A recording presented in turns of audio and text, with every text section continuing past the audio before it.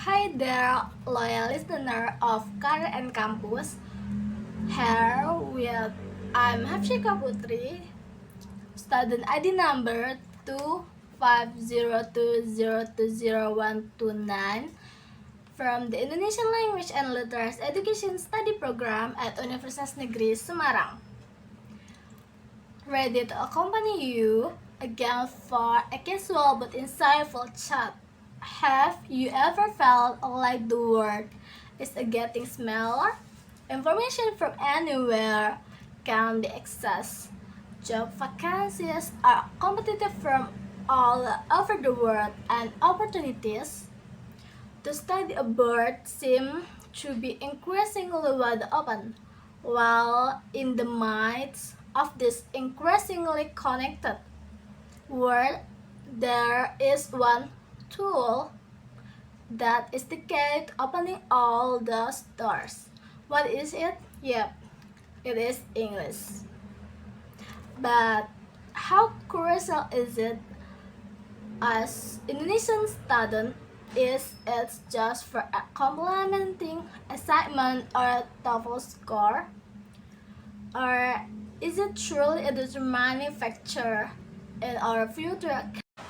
On this occasion, we have a special guest. Please introduce yourself.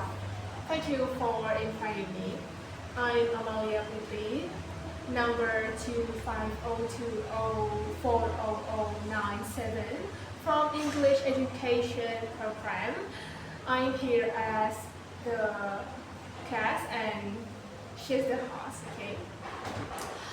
I'm playing as career consultant. Okay, nice to meet you, Amalia. Let's get right to it. Has opening question. On campus, there's still perception that as long you understand it's okay speak broken English or you're only working in your own country, so you don't need to fluent in English. In your opinion, is this mindset still relevant today? Oh, okay, that's a great question.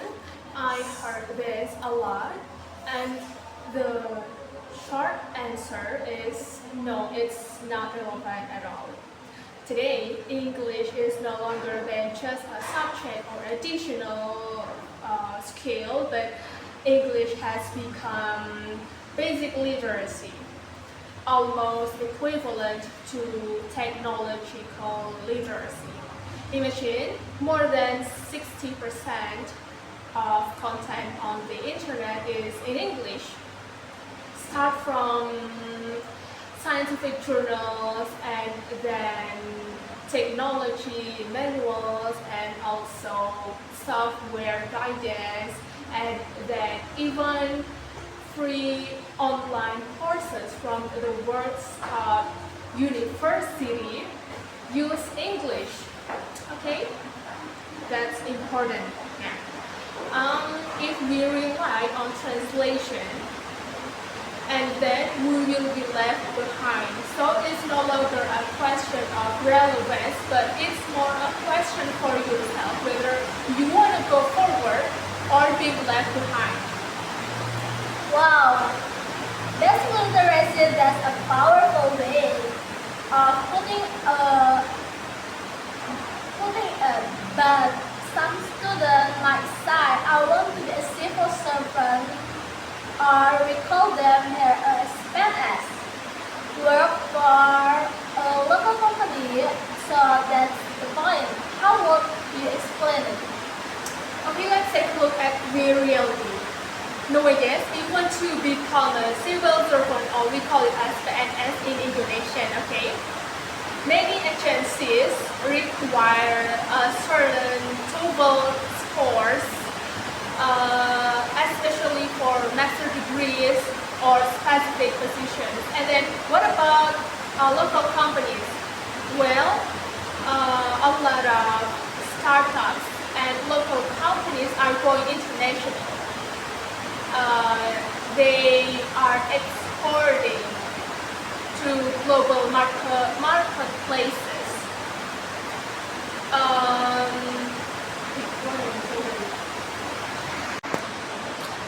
Wow, basic literacy, that's a powerful way of putting it. But some students might say, I want to be a civil servant, or we call it PNS, work for a local company. So what's the point? How would you explain? Okay, let's take a look at the reality. Nowadays, even to become a civil servant, or we call it PNS in Indonesia, many agencies require a certain TOEFL scores, especially for master's degree or specific positions. And then what about local companies? Well, a lot of startups and local companies are going to international, exporting to global marketplaces. They need young people who can communicate with buyers from abroad. And not to mention, a lot of professional tools like accounting, software to graphic design and data analysis, use English language interfaces, and community forums. English proficiency is like an operating system that allows all of your technical expertise software to run optimally. Without it, its functions and reach becomes limited.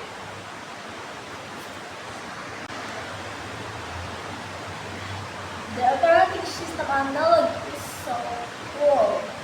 Now, in relation on the academic work for students who want to continue their master degree either domestically or abroad, how crucial is the role of English? It's crucial. Okay, for domestic master's degree, TOEFL or IELTS are mandatory. Outside of that, outside of administrative requirements, when you go to college, your main reference will be international journals. So the ability to read quickly, comprehend, and then summarize complex ideas from those journals is the key to your academic success. And then for those who plans to study abroad, the most important skill is academic communication. It's like you're able to present your presentation and then debate in class and also write papers and then discuss with your professor as well. The skills only can be developed by active, not passive mastery. So you really have to be active. Now let's shift a little to the world of work.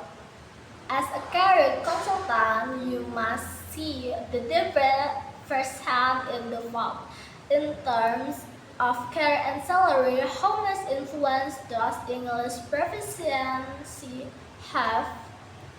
Okay, based on my data and experience, they've shown that the difference is significant. In many fields, such as technology, hospitality, finance, mining, and even creative industries. Positions that require English communication skills have a salary difference of 30% to even 100% higher than similar position without English requirement. And why is that so? Because these positions are often related to international buyers, international clients.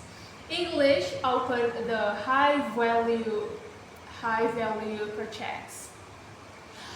Additionally, in multinational companies, strong English skills are a prerequisite.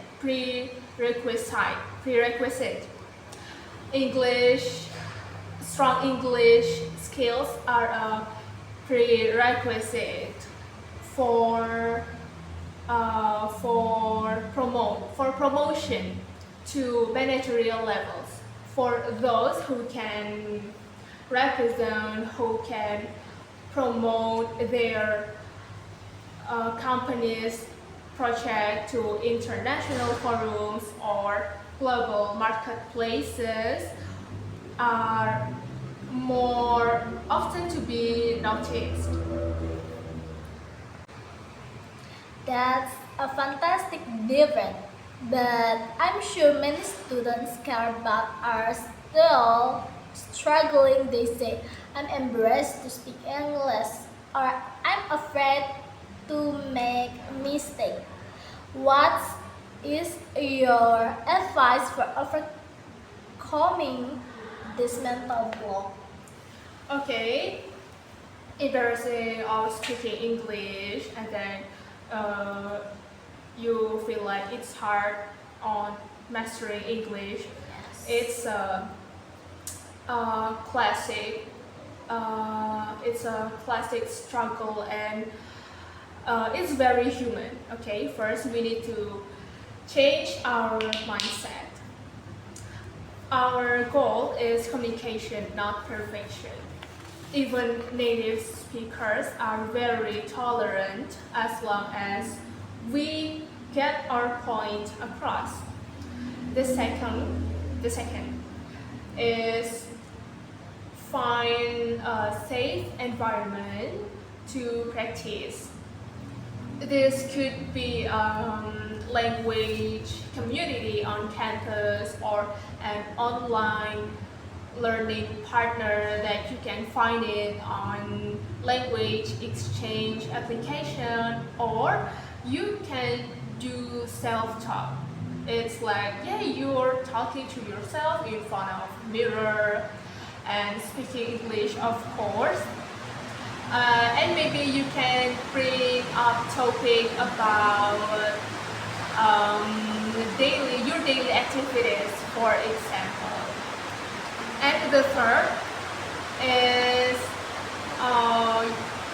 you are searching for content you enjoy but in English. Okay, if you love gaming, then you can follow English speakers, gamers.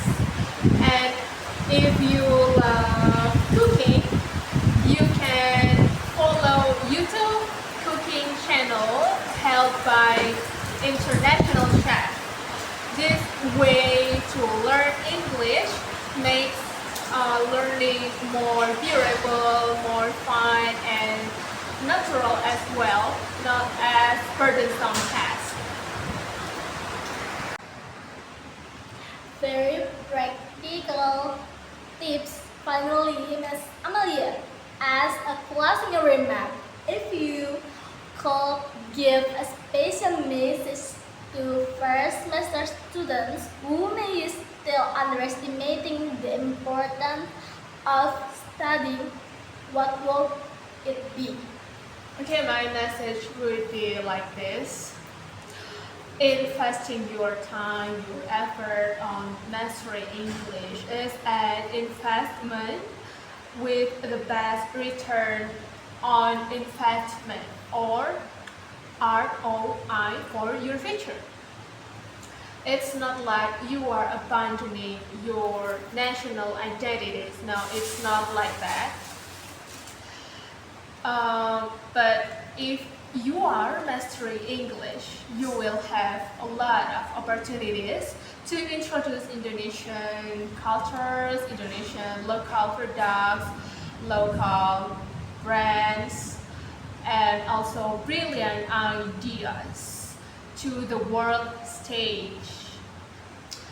And then you are no longer just a spectator in the era of globalization, but as an active player who can compete and contribute. So start learning English today, little by little, and then a brighter future is waiting for you. Very inspiring. So basically, English is not just words, but it's a bridge to unlimited opportunities, knowledge, and growth. Thank you very much Miss Amalia, for this valuable insight and encouragement. You're welcome, Hafsha, for inviting me for the opportunity to share my experience. Okay. Before closing, I have something for Miss Amalia. It's a small gift from me to our brief meeting today. Well, thank you so much for the presents. It means a lot to me. Thank you. You're welcome, yes. That's all for today's podcast. See you next time and good day.